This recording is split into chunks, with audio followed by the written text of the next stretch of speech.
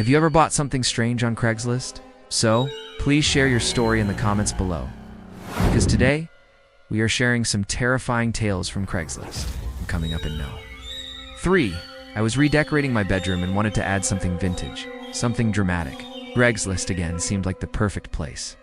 I found one, huge, industrial, barely used. The seller said he'd recently inherited it from an uncle who owned a meat shop. He was letting it go for just $100. I texted the guy, and he replied right away. Said his name was Greg, told me to come alone, and that he lived in an old converted warehouse just outside town. That should have been the red flag. When I got there, the building looked like it hadn't been used in years. The walls were stained with graffiti, and there was only one truck parked out front. Greg was already waiting. Short guy, maybe mid-30s, wearing thick gloves. Even though it was summer, he took me inside, and the place was eerily silent. No furniture, just tools. And that freezer was massive. Clean, plugged into a wall with a thick extension cord running into the next room. I opened the lid and immediately recoiled. There was meat inside, but not wrapped or labeled. It was just meat limbs, bones, some with tattoos. I backed up, trying to play it cool, and said, you forgot to clean it out. Greg smiled and said, it's fresh. You can take the whole load if you want. I told him I had changed my mind and turned to leave, but the front door was shut and locked. He said, you came for a freezer. I can guarantee you'll be in one soon. I ran ducking past him into the hallway. There was a side door, but it was blocked with a shelf.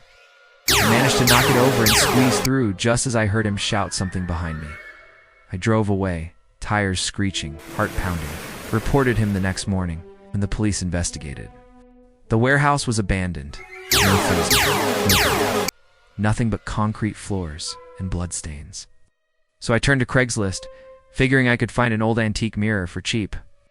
I put out feelers everywhere. Friends, family, Facebook, Craigslist. One response stood out. Room for rent. Private home. Quiet area. Close to work. References required. Email for details.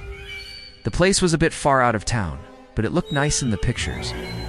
I messaged the owner, Nona. She responded right away, saying she was a retired teacher looking for a responsible roommate. We exchanged a few more emails back and forth. She seemed cool, down to earth, understanding. I drove out to see it. Nona met me at the door. Friendly mid-50s, but she had a tired look in her eyes, like she hadn't slept much. The house was quiet, a little dark. The room was fine. I could afford it. I signed the lease the next day. That first night, I heard noises downstairs.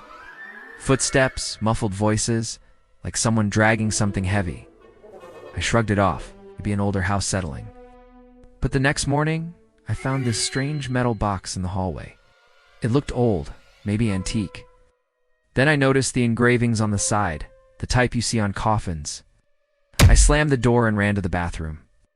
I didn't think Nona would appreciate me poking around. Later that week, I started finding these white feathers everywhere.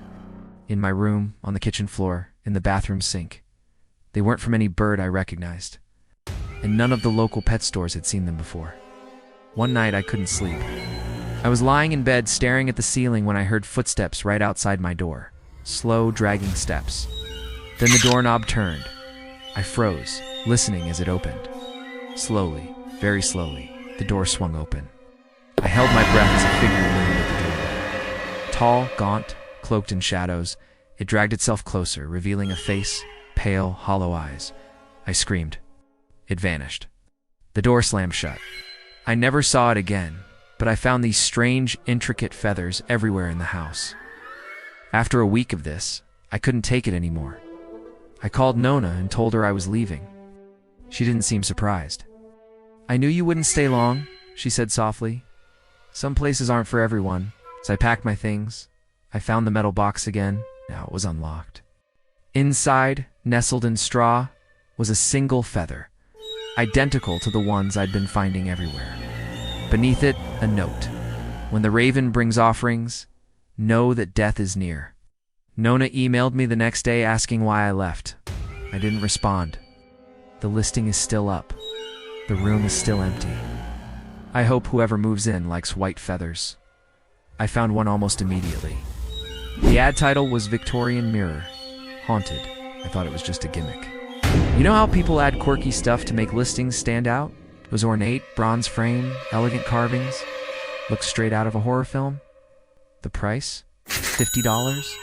The seller's name was Eloise, and her only message was, "Must be picked up after sunset. No exceptions." Creepy, right? But I was curious. I drove out to the listed address. It was a farmhouse on the outskirts of town. When I arrived, the place looked abandoned. The windows were boarded up, the porch lights flickered.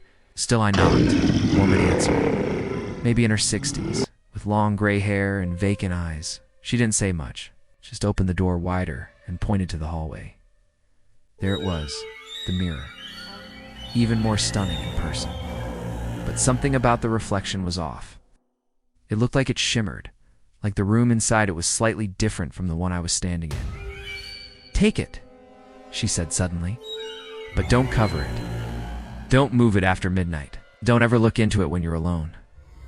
I laughed awkwardly, thinking she was joking. She didn't laugh back. I loaded it into my car and left.